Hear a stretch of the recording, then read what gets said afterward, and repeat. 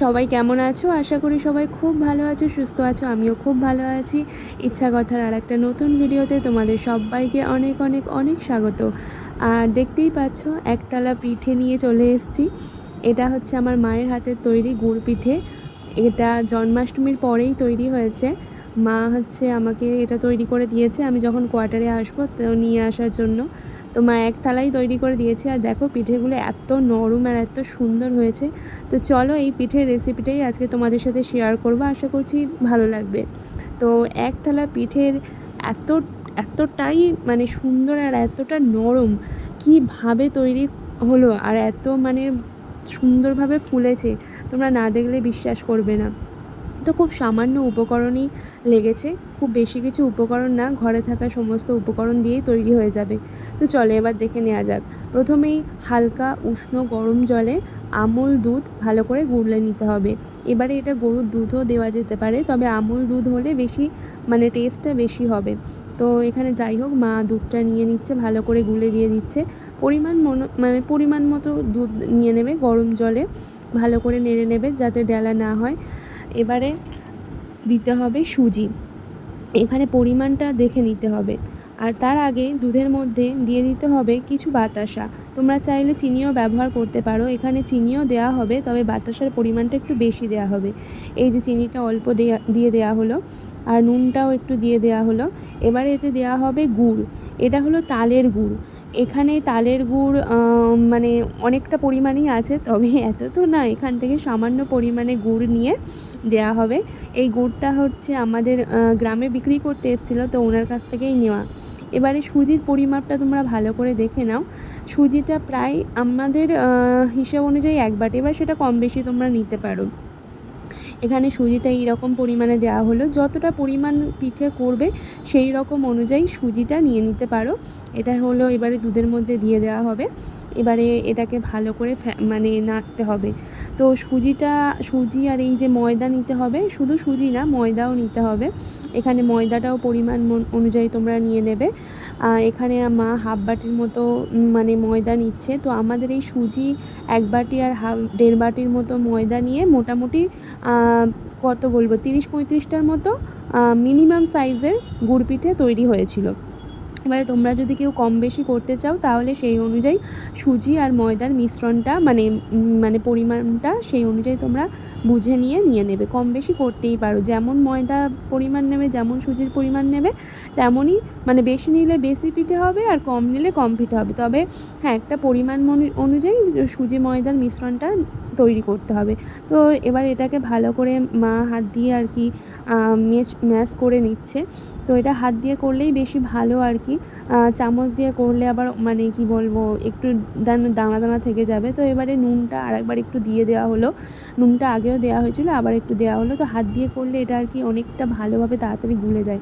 তো ভালো করে এটাকে ফেনাতে হবে।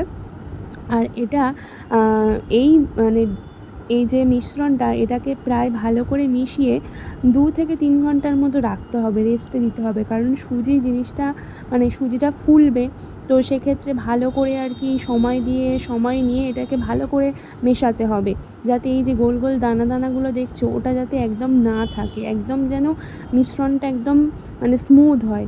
আর একটু পরিমাণ মতো আবারও লবণ দেওয়া হচ্ছে।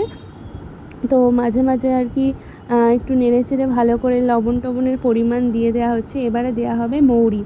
এখানে তোমরা মৌরিটাকেও স্কিপ করতে পারো, তবে আমি বলবো স্কিপ না করতে, কারণ গুড় পিঠেতে মৌরি দিলে খেতেও ভালো লাগে। কামড়ের মানে মাঝে মাঝে একটা করে মৌরি পড়লে বেশ ভালো লাগবে।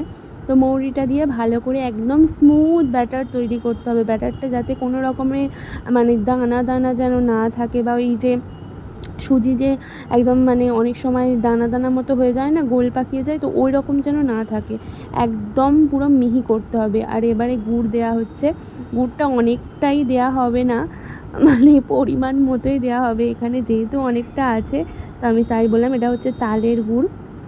এই যে তালের গুড়টা এবার এতে দেওয়া হবে। কেউ চাইলে গুড়টা স্কিপও করে যেতে পারে, তবে যেহেতু এটা গুড় পিঠে তো তাই জন্য গুড় দেওয়া হচ্ছে। কেউ চাইলে শুধু ওই যে সুজি, ময়দা, চিনি, বাতাসা ওইগুলো দিয়েই আর কি মানে পিঠেটা তৈরি করতে পারে। তবে আমরা গুড়টা যেহেতু ভালোবাসি, আর এতে গুড়টা দিলে না এত সুন্দর টেস্ট হয়, আর এত সুন্দর গুড়ের একটা আলাদা স্মেল থাকে, ওই স্মেলটাই খুব ভালো লাগে, যেটা চিনি ময়দার মানে সুজি ময়দার শুধু মিশ্রণে ওটা ভালো লাগে না।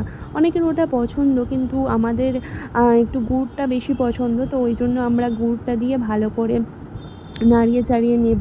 এবারে এটাকে ভালো করে মিশিয়ে নিতে হবে, একদম স্মুথ পেস্ট করে নিতে হবে। তারপরে আবারও কিছুটা পরিমাণ গুড় একটু কম হয়েছিল, তো যার জন্য মা আবারও কিছুটা পরিমাণ এখানে গুড়টা নিয়ে নিচ্ছে। এখানে পরিমাণ বলতে তোমাদের একটু মানে পরিমাণ অনুযায়ী তোমরা একটু কম বেশি পিঠে কীরকম বানাবে সেই রকম অনুযায়ী পরিমাণটা নিয়ে নিলেই হয়ে যাবে। তো এখানে আবার একটু গুড় নিয়ে এটাকে ভালো করে আবার মেশাতে হবে। তো এই গুড়টা আমাদের গ্রামে রান্না পূজার আগে এই ভাদ্র মাসে বিক্রি করতে আসে। তো সামনেই রান্না পূজা চলে এসছে, তাই জন্য আবারও মানে ওই কাকুটাই চলে এসছে গুড় বিক্রি করতে। আর ওনার কাছে গুড়টা খুব সুন্দর হয়, অনেক দিন ভালো থাকে। আর রান্না পূজার জন্য মা বিশেষ করে আবার নিয়েছে। যদিও আমাদের বাড়িতে রান্না পূজা নেই, কিন্তু আমার মামার বাড়িতে আছে। তো যাই হোক, সে গুড় তুলে রেখে দেওয়া হয়েছে আলাদাভাবে। আর এটা ঘরের জন্য আর কি মানে তো পিঠে বা রুটি দিয়ে খাওয়ার জন্য এই গুড়টা নেওয়া হয়েছে। তো যাই হোক, আবার রেসিপিতে ফিরে আসি। তো এটাকে এবার ভালো করে আবারও মিশ্রণ মানে ভালো করে মেশাতে হবে।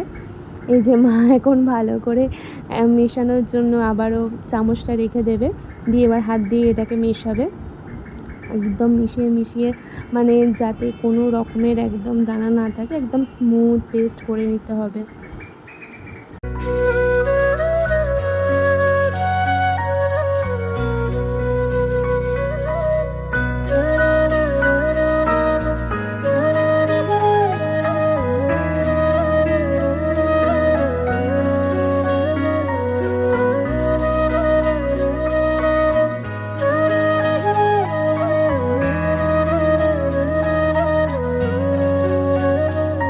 তো মিশ্রণটা ঠিক এমনই হবে, খুব পাতলাও না খুব ঘনও না। তো দেখে নিলে এই যে এটাকে 2 বা 3 ঘন্টা রেস্টে রাখতে হবে, সুজিটা ফুলবে তো ওই জন্য। তো চলো এটাকে এখন রেখে দেওয়া যাক। এরপরে তেলটা কড়াই গরম করতে দেওয়া হয়েছে। এটা সাদা তেলে ভাজা হবে, এটা রিফাইন তেল। তো এই যে গ্যাস জেলে মা কড়াই তেল গরম করতে দিয়েছে। এবারে ব্যাটারটাকে 2-3 ঘন্টা রেস্ট রাখার পরে এবারে বার করে নেওয়া হয়েছে। এই যে এর থিকনেসটা তোমরা বুঝতেই পারছো, আর কতটা মানে পাতলা বা মোটা হবে তোমরা ব্যাটারটা দেখেই বুঝতে পেরে গেছো। তো এবারে তেলটা গরম হয়ে এসছে, একদম মিডিয়াম ফ্লেমে রেখে এবারে এক এক করে পিঠেগুলো এই যে ছেড়ে দেওয়া হলো। আর কি সুন্দরভাবে ফুলে উঠবে একদম, আর এটা একদম পুরো লুচির মতো ফুলে উঠবে। তো দেখতেই পাচ্ছ, দেখো কি সুন্দরভাবে ফুলে উঠছে। আর মাঝে মাঝে হচ্ছে ব্যাটারটাকে ভালো করে নেড়ে নিতে হবে। আর এবারে ভালো করে এটা এপিঠ ওপিঠ 2 পিঠ ভালো করে ভেজে নিতে হবে। আর এটাতে হচ্ছে মেন হচ্ছে ভালো করে মেশানো, আর সুজি আর ময়দা পরিমাণটা মানে বুঝে শুনে একটু দেয়া। আর ব্যাটারের ঘনত্ব যেন খুব মোটাও না হয় আর খুব পাতলাও না হয়, মিডিয়াম যেন ঘনত্ব থাকে মিশ্রণটা, তবেই ভালোভাবে আর কি পিঠেটা তৈরি হবে। খুব মোটা হলে পিঠে ফুলতে চাইবে না, খুব পাতলা হলে একদম ছেড়কে যাবে। তো যেরকম পিঠের ঘনত্বটা দেখালাম ওই মিশ্রণটার, সেই রকমই ঘনত্বটা হবে, খুব মোটাও না খুব পাতলাও না। এবারে এগুলোকে ভালো করে লাল লাল করে এপিট ওপিট করে ভালো করে ভেজে নিতে হবে, অবশ্যই মিডিয়াম ফ্লেমে। তেলটা ভালো করে তাতিয়ে নিয়ে তারপরে ফ্লেমটা মিডিয়াম করে দেবেন।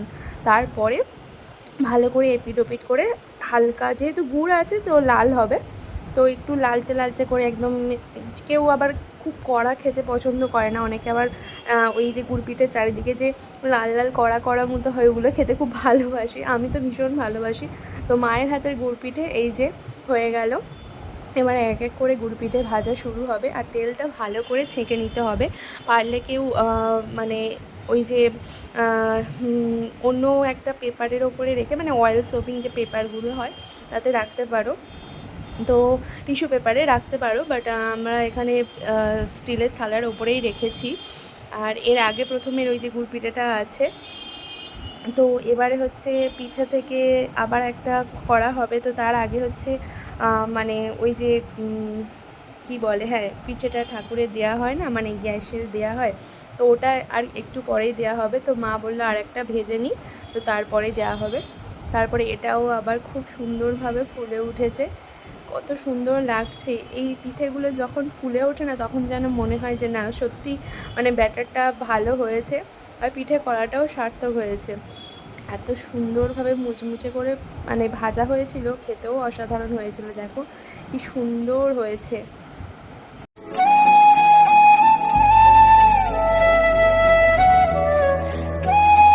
তো তিনটে পিঠে ভাজা হয়ে গেছে।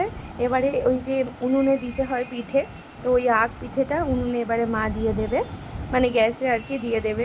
উনুনে হচ্ছে না, তো এটা গ্যাসেই হচ্ছে, তাই গ্যাসে দিয়ে দেওয়া হলো।